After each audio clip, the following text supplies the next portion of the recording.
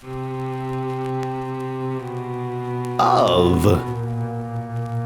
by Rick the Intern. Read by the Joker.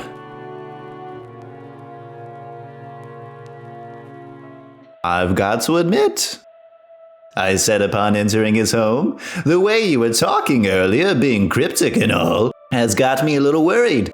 What's going on, Sean? What's all this about a word you can't say or text? Or read, he said. Come on into the den and I'll explain everything. Or try to explain it if I can. It was a decent-sized house, and the den was so far in that it took us a bit to get there. The house was immaculate, but I knew that Sean liked to pay top dollar for cleaning services. I know you don't like it in there, Sean said, but I feel safe in there. I feel sane in there. Whatever, I said. Just don't reminisce about your hunting expeditions on other continents, and I'll be okay. When we went into his den, he shut both doors behind us. I must admit, though, even though we had been friends since our high school days, he often made me nervous. And his strange phone call hadn't helped. I went in and sat down on the leather, silver-studded couch. He pulled up an armchair opposite me and studied me over the teak root coffee table between us.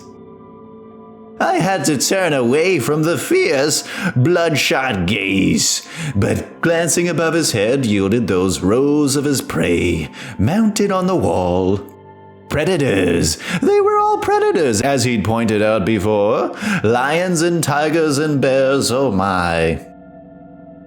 And there was even a shark's head mounted on the wall, a toothy mouth wide enough to swallow my entire head. But he knew about and sympathized with how I felt about hunting animals, even though he teased me about being a bleeding heart softy. Once, a couple of years ago, I laughingly reminded him that this bleeding heart softy had KO'd him in a boxing match during state finals in high school. Incidentally, we'd first met in the ring and ended up becoming friends after that match. But when, a couple of years ago and a dozen years into our adulthood, I'd reminded him how this bleeding heart softy had knocked him out colder than a freezer's insides, I'd instantly regretted it. I half feared he might challenge me to a rematch. As an adult, Sean had metamorphosized. He'd always been athletic, but now he was especially muscled, in that compact way that some mixed martial artist fighters who looked like bodybuilders were. And I knew he had indeed studied multiple martial arts, and probably had a few black belts under his belt.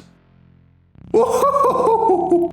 Besides that, there were stories. The stories of his hunts that I'd heard from mutual friends, and the dangerous animals on the walls to prove them. Oops, he said, standing up. I almost forgot. He strode over to his desk, where I imagine he had a handgun or two put away. He came back with 2 delicate teacups that seemed at any moment might shatter in his grip, and set them down on the table. Mongolian green tea, he said. I picked it up myself when I held up a hand. Spare me the details, I said, twisting that same hand to pick up the tea. I put the still hot cup to my lips, but didn't drink. I paid the locals for the privilege, he said. It was the nomads that showed me where to find it. They've got this custom of having it for breakfast with milk and butter. But I didn't put anything extra in there, so don't worry. I couldn't tell what he meant by that last statement. I sat with both hands cradling the cup, eyeing him warily. Can we talk about that phone call? I said. You know, the reason I'm here at 9 p.m. on a Tuesday night? He threw back his head and drank down the green tea in a few gulps. Right, he said, placing the empty cup on that teak root coffee table that was literally like roots. He stood up and folded his arms, turning towards his trophies on the wall. About time I told someone about this. I might be so bold as to say that neither you or me are the other's best friend. But you're the one I feel I can trust most on this matter. And maybe the friend best equipped to deal with it. I'm honored, I said. Not sure how much I was joking. When I was a kid, he said, younger than when I met you, I encountered something. That encounter was what got me into boxing. It took a while for me to really get into boxing, seeing as how I was so shattered from the experience. It's also what got me into hunting. What was that experience? I said. Get to it, man. I'm not your therapist, and I have to be up early for work tomorrow. He threw a savage look at me over his shoulder, his large brows sunk over those reddened eyes in a way that told me I should be a little more patient. I was sleeping over at a friend's house, he continued, turning back to the taxidermy objects on the wall, when that friend told me about a word that he couldn't stop thinking about. He said he was afraid to see it or write it down. He said if he did, that might make the monster come. And thinking about it too much, he'd said, wasn't good either. So I asked him until he finally told me the word and fell asleep sobbing. I thought it was crazy then. But it spooked me. I never saw that friend again after that night. They must have moved away or something, or not long after that sleepover. And when I asked my parents, they said they'd find out where that family went. But my parents never did find out. Repeatedly as an adult, I've tried to locate that old friend on social media and the web and all that. But it's like something bad happened to him. I don't remember his mother's and father's names to try and find them. So, to backtrack a little, Sean continued, this word immediately occupied me the next day. I started hearing things and got to seeing shadows late at night that shouldn't have been there. It was the kinds of things my friends had been talking about during the sleepover, and it was like once he told me about it, it infected me somehow. Oh, but not my mind. He turned and jabbed a forefinger into his veiny cranium. My mind's sound. What it is, it's out there, he said, gesturing around him. I understand that's exactly what someone who's crazy might say. That's why I haven't told anyone about it until now. Not in person. On the web, you see, anonymously and very cryptically, sure, but not in person. No, not in person. But I feel like I can trust you with it. You have to understand, though, I'm afraid to tell you what the word is exactly. Not just for my sake, but for yours as well. I said. Is it some supposedly magic word or a made-up word of some sort? No, it's an everyday word. That doesn't make any sense, I said, but I added quickly in reply to his offended look, maybe it will. If it's an everyday word, then we're all bound to say or write it at some point or other. Sure, it's difficult to have a conversation without saying the word. It's when, Sean said, that you begin to look at the word in a new light, a bad light. That a new meaning attaches itself to the word like a connotation. It's when you do that well, that maybe the word becomes infected. Anyway, thankfully, by pretending to be sick for a week to get away from school and isolating myself from everyone else, sleeping, watching TV, reading books, playing Nintendo, anything to get my mind off the word, whatever it was coming after me went away. I could use the word again in speech and writing if I didn't think too much about it. if I pretended that extra connotation or whatever it was I'd learned about had been my imagination. But if I did start to think about the word's extra significance again, I'd hear noises, like something scratching at the wall that was shut, a door that was shut but could be opened if conditions were right. Connotations, I said. Those additional meaning shades. Is it normally a word without connotations, like an article or a conjunction or a preposition, something like that? While it was true we weren't best friends, and Sean and I had gone into very different fields, mine being English and his business management, his preoccupation with grammar had led us into many a detailed conversation on the subject, to my surprise and delight. Now I began to wonder if his interest in grammar and linguistics was merely an offshoot of some old childhood fear. All this time while I was thinking about those old conversations, he was brooding silently with his back to me. I tried to toughen myself, he said, in case it ever came back. As I've gotten older, I insulted professional fighters to the point that they got in the ring with me to give me a thrashing. I hunted dangerous predators. I did all this, like I said, to get myself ready in case it ever came back. I never told anyone, but it killed a police officer while coming after me when I was a kid. That right, I said in disbelief. He nodded, his head lowering slowly. The officer got called to our house for a supposed break-in. My parents still believe it was a burglar who killed the cop, just a normal person caught trying to steal, but I think it's because their minds couldn't wrap their heads around the state that body was found in. The case is still open. At any rate, when I made up that I was sick not long after that, my parents were ready to give me a week or more off from school. I guess it was sickness in a way. That sickness is out there, though, he said, turning his bloodshot eyes back on me.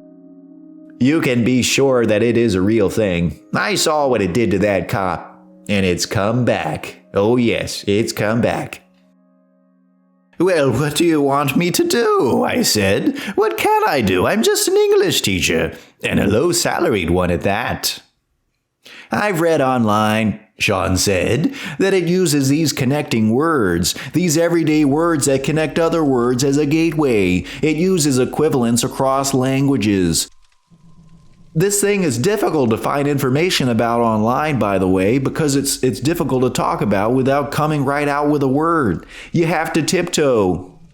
Some uncountable nouns are the worst because sometimes you have to use a word in question in a phrase with an uncountable noun just to count the uncountable noun. The word can't be an A, I said. 2 bowls of rice. My friend wheeled, his shoes screeching on his den's hardwood floor. And Sean's lips stretched ever slowly into a grin, mounted on the wall behind him. The shark's head grin of thousands of teeth was like a mime. I knew you could do it, and pretty easily without me saying it too. Of, I said, of. He nodded, his grin ready to break out in pimples of laughter. So that's not good, right? I said. I laughed, but nervously.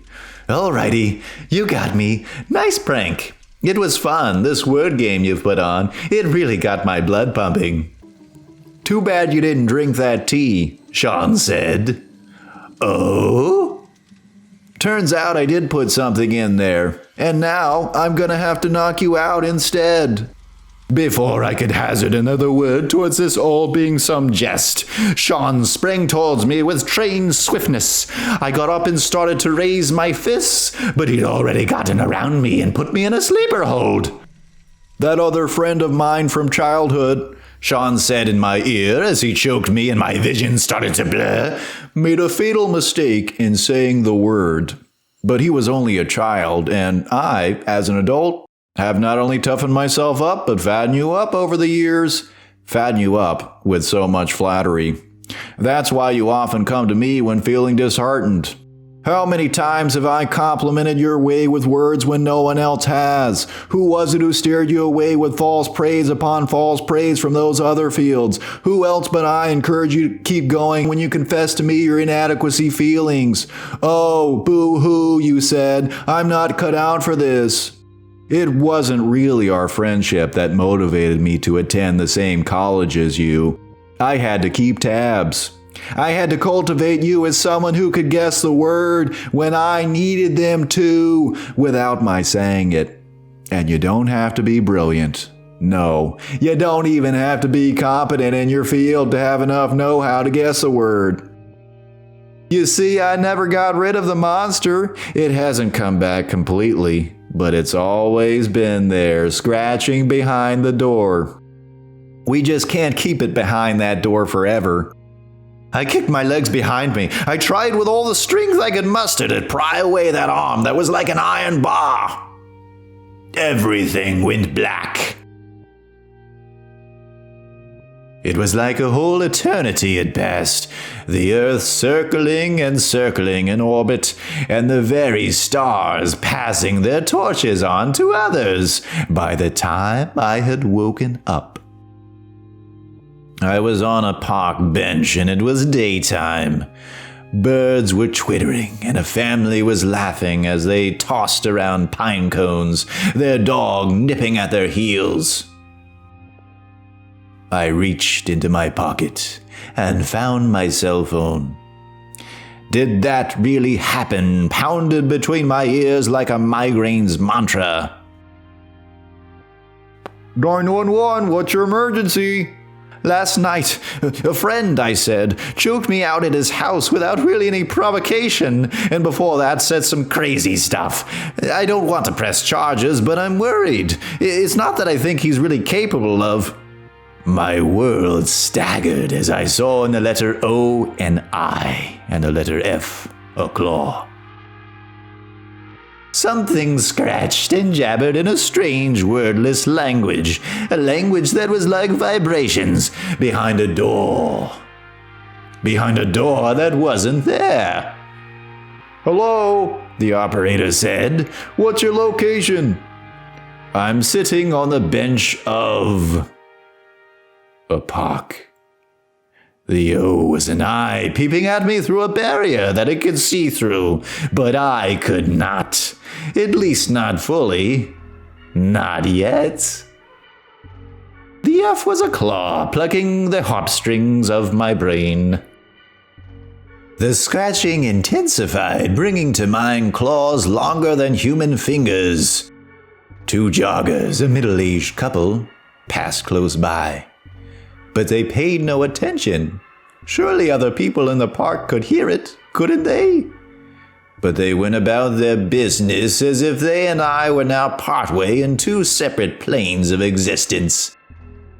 And I, someone whose job dealt in words, and grading papers and teaching English, had to figure out how to avoid a commonly used preposition.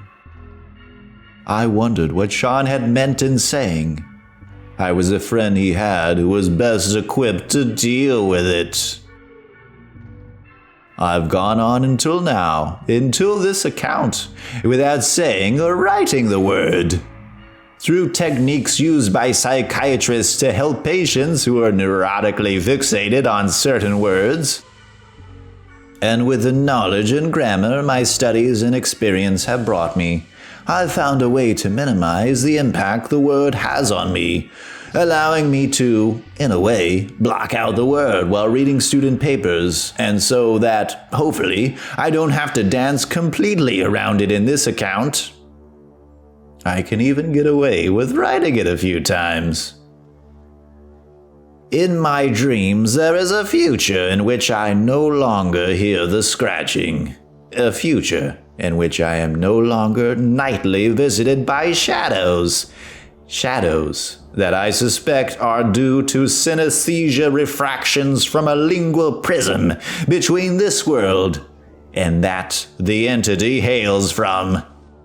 As I finish this account, I am optimistic about such a future. The only dark cloud I could see for that future would be the guilt that comes from passing on the knowledge of this additional meaning of an additional meaning that is rooted beyond this world to someone else.